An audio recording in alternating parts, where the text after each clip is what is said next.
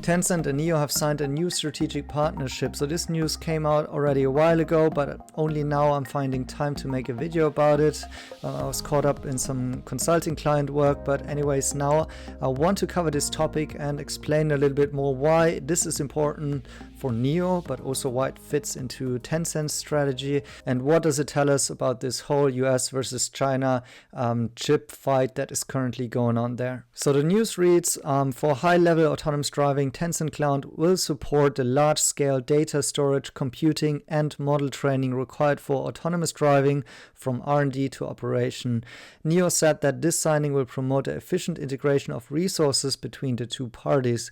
Note, Tencent is a large shareholder of NIO, by the way, also of Tesla, so this only makes sense. And when I posted that one in our Patreon community, one of our patrons, Stefan here, asked Marcel, do you think this is big news because now their preferred vendor is Tencent instead of Alibaba? I remember, for example, outside they're using AWS. And well, no, I don't think this is big news because of that, because of course it makes a lot of sense for NIO to use Tencent Cloud services as they are a big shareholder. And maybe you've seen some of my previous videos where I've pointed out how the internet, so the Chinese internet, is kind of divided between Alibaba and Tencent. Both try and get users and kind of walling them off between each other, and that's actually one of the main reasons why we had those big crackdowns, anti-monopoly rules in the Chinese technology sphere.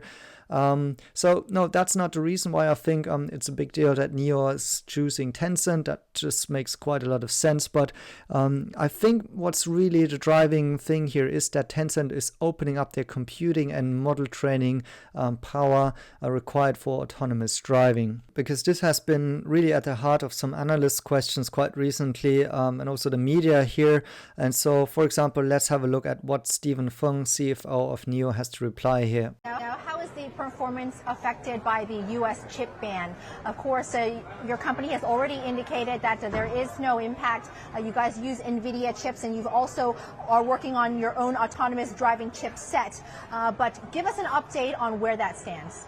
Okay, first, I think right now the all-ring chip supply is very stable because that is not impacted by the latest chip law. But looking forward, we believe actually for autonomous driving, auto chip, especially the good combination of the software and hardware is a key success factor to win this technology R&D race. Similarly, when asked about this matter during the earnings call, Li Ben answered that regarding the CHIPS Act, I believe that this may affect the chips used for cloud training, right? So as I also pointed out previously in my videos, it's not about the chips are going into the car. So Stephen Feng here mentioned the Orange chips, that there's good supply for them. They're not part of this ban. Right now, I believe that we have sufficient chips like the NVIDIA A100 to satisfy the need for AD training in the long run. But at the same time, we are also exploring different opportunities. For example, we are considering working together with some cloud service providers, so that's Tencent, and we are also evaluating some long-term solutions to support the integration of our AD solutions.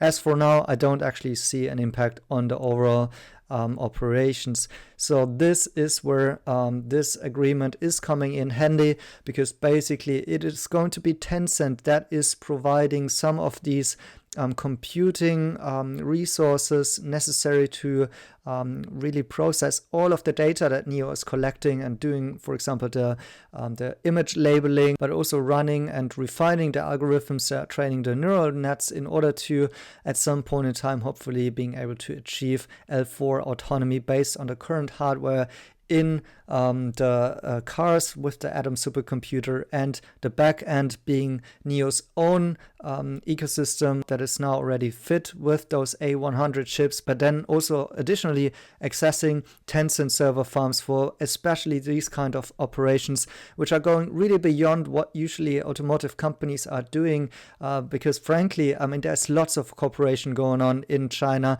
between Alibaba and car OEMs, or Tencent and car OEMs. So if you want to use like HD maps, in-car services, you have no other way around than working with these big tech companies, at least in China. And so these kind of corporations are, normal. They happen there with every company, but this interaction here between Tencent and NIO is quite different. Parts of it, mostly because, of course, they are a shareholder, but also now opening up like this will have to benefit for NIO that they can access these resources at a better cost level, because Tencent can build a much larger scale of these server farms than what would be required for NIO by themselves. And so NIO also doesn't have to invest the capex, for example, on their own. And for Tencent, that's also a benefit because they want to change their strategy away from only being the provider of WeChat, for example, for having a business relying a lot on the consumer and advertisement. Instead, they want to go more into this B2B business, providing services in the area of cloud computing, cloud AI, and so on for B2B clients. So basically the industry 4.0 and, for example, smart mobility, smart cities areas. And the bottom line by NIO and Tencent is that there is no lack of such chips like those AI super chips necessary in those server farms. Also, NVIDIA offered an alternative chip already, which is actually not subject to the ban of those US export rules. That one can be used also in China and procured just normally.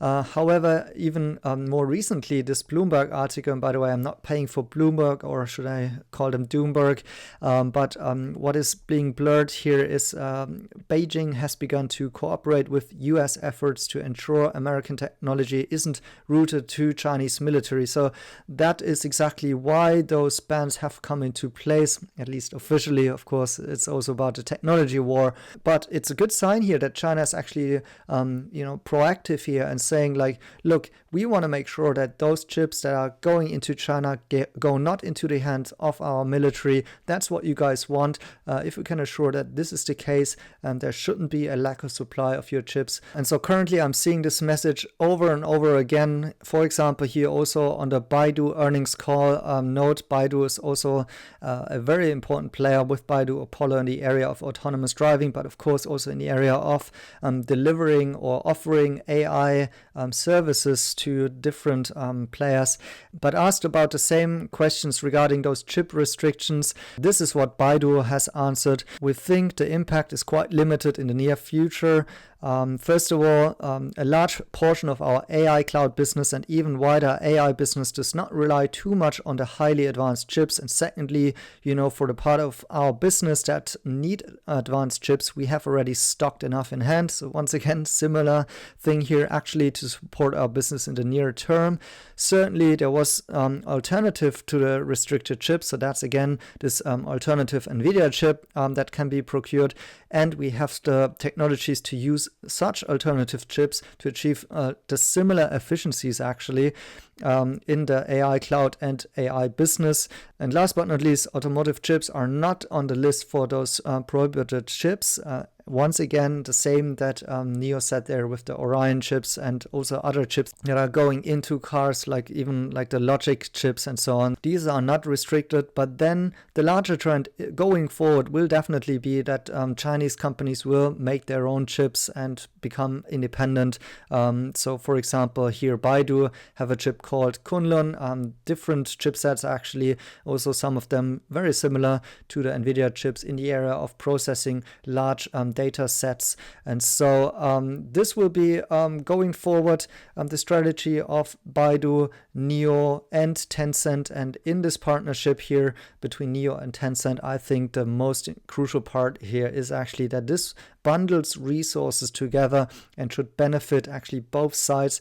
And so I think this is a big strategic move, quite important there, and underlines again that NIO will become a player in the area of autonomous driving. We don't know exactly what their strategy will be. For example, the NOP Plus beta that I've just talked about in a previous video is being rolled out, but it's not yet the NAD subscription that was promised to make use of this latest hardware and capabilities of NIO cars. Going forward, we'll see what they will actually launch iteratively. They're not as outgoing as Tesla, for example, to doing these very large presentations, and very public FSD beta testing there, but I'm quite sure that there will be interesting stuff coming out of NIO there, and this cooperation here I think is undermining it and quite crucial to that. Thank you guys for watching. Let me know your comments down below. Make sure to like and share this video, and then see you in the next one.